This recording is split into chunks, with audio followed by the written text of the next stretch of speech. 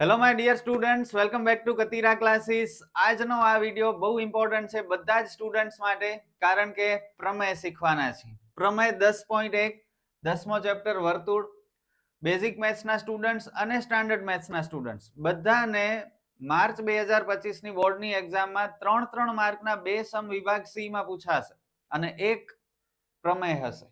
ખરેખર કહું છું 10.1 અને 10.2 આ બે માંથી એક પ્રમેય પૂછાવાની શક્યતા બહુ વધારે છે. કદાચ 100% બંનેમાંથી કોઈ એક પ્રમેય પૂછાઈ શકે છે.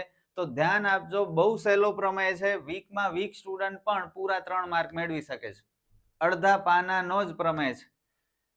એક્ઝામમાં પૂરા માર્ક ક્યારે મળશે?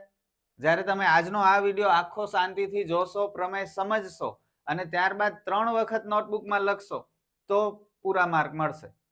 3 વખત અત્યારે લખી લો, એક વખત જોઈને સમજીને, 2 વખત ક્યાંય જોયા વગર લખો અને પછી સીધો આ પ્રમેય તમે ઉપાડજો પ્રિલિમ્સ એક્ઝામના આગલા દિવસે. ત્યારે ફરીથી એક વખત લખી લેજો અને પછી ડાયરેક્ટ બોર્ડની એક્ઝામના આગલા દિવસે ત્યારે એક વખત લખીને પ્રેક્ટિસ કરી લેજો, 3 માર્ક મળી જશે. બસ આટલું જ કરવાનું છે, વધારે સમય પણ નથી લાગતો. ઘણા સ્ટુડન્ટ્સ મારી આ વાત માનશે અને જે માનશે એમને 3 માર્ક મળી જશે. બરોબર, હું આશા રાખું છું કે તમે બધા મારી વાત માનશો. અને હવે આપણે સ્ટાર્ટ કરીએ પ્રમેય 10.1. શું કહે છે જુઓ. વર્તુળના કોઈ બિંદુએ દોરેલ સ્પર્શક સ્પર્શ બિંદુમાંથી પસાર થતી ત્રિજ્યાને લંબ હોય છે. વર્તુળનો સ્પર્શક ત્રિજ્યાને લંબ હોય એમ સાબિત કરવાનું છે. First of all let's draw the figure. Figure એટલે આકૃતિ.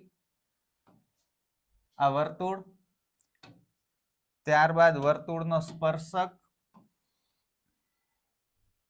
આ વર્તુળનો સ્પર્શક. હવે વર્તુળની ત્રિજ્યા, ત્રિજ્યા કેન્દ્રમાંથી વર્તુળ સુધીનો લીટો, આ વર્તુળની ત્રિજ્યા. નામ નિર્દેશ કરી દઈએ. આ રેખા XY, કેન્દ્ર O અને સ્પર્શક વર્તુળને P માં સ્પર્શે છે. સિમ્પલ આકૃતિ છે. હવે સ્ટાર્ટ કરીએ. સૌથી પહેલા પક્ષ. પક્ષમાં શું લખશું? XY એ O કેન્દ્રિત વર્તુળને બિંદુ P માં સ્પર્શતો સ્પર્શક છે. સિમ્પલ. XY એ O કેન્દ્રિત વર્તુળને બિંદુ P માં સ્પર્શતો સ્પર્શક છે. હવે સાબિત શું કરવાનું છે? સ્પર્શક અને ત્રિજ્યા એકબીજાને લંબ છે એમ આપણે સાબિત કરવાનું છે. તો સાધ્યમાં આપણે લખશું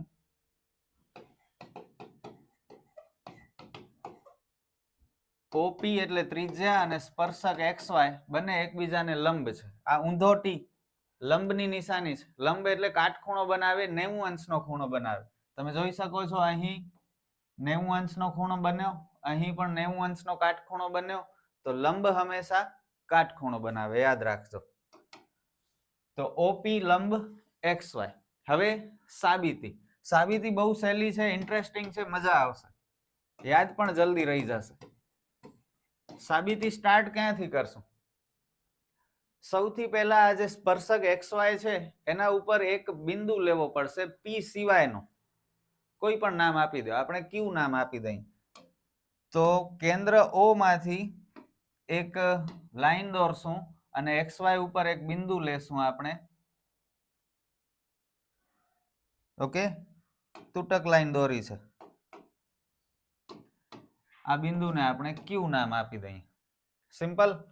હવે આ જે બિંદુ Q છે એ વર્તુળની બારે જ છે. સ્પર્શક XY ઉપર છે અને વર્તુળની બારે છે.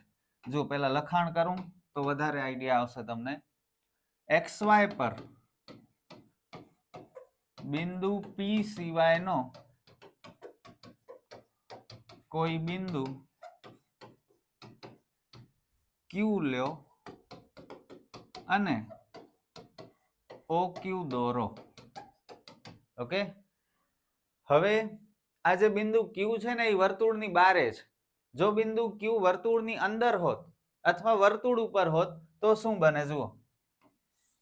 ધારો કે આ O કેન્દ્ર વાળું વર્તુળ, આ બિંદુ ક્યુ આપણે વર્તુળની બારે લીધો, એની બદલે આપણે વર્તુળની અંદર લીધો હોત બિંદુ ક્યુ, અને એમાંથી આપણે આ એક્સ વાય ની લાઈન પસાર કરીએ, બિંદુ ક્યુ છે તો એક્સ વાય ઉપર, તો એમાંથી જો આપણે એક્સ વાય પસાર કરીએ તો આ એક્સ વાય વર્તુળનો સ્પર્શક બને છે? નથી બનતો. શું બને છે? છેદિકા બને છે. અને જો બિંદુ ક્યુ વર્તુળ ઉપર લીધો હોત, આ બિંદુ ક્યુ અહીં વર્તુળ ઉપર છે અને આપણે એક્સ વાય દોરવું છે, તોય પણ એક્સ વાય સ્પર્શક નથી થતો, છેદિકા થાય છે. તો આપણે અહીં લખશું બિંદુ ક્યુ એ વર્તુળના બહારના ભાગમાં જ હોય,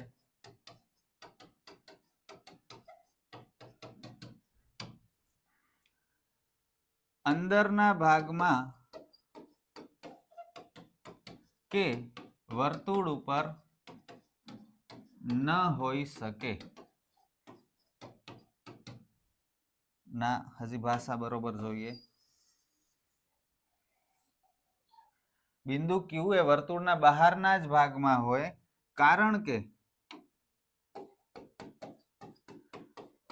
જો તે વર્તુળના અંદરના ભાગમાં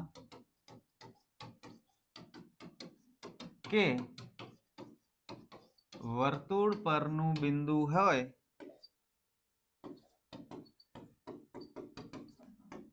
તો એક્સ વાય એ વર્તુળની શું બની જાય? છેદિકા બને, સ્પર્શક ન બને. સમજ્યા? એટલે આપણે બિંદુ ક્યુ ને વર્તુળની બારે લીધો, કારણ કે એક્સ વાય વર્તુળનો સ્પર્શક રહી શકે.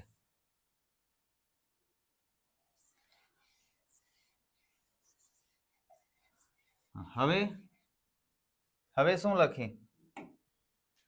બસ આ જ એક મેઇન સેન્ટેન્સ હતો જે બહુ ઈઝી છે. હવે તો પૂરું થવા આવ્યું.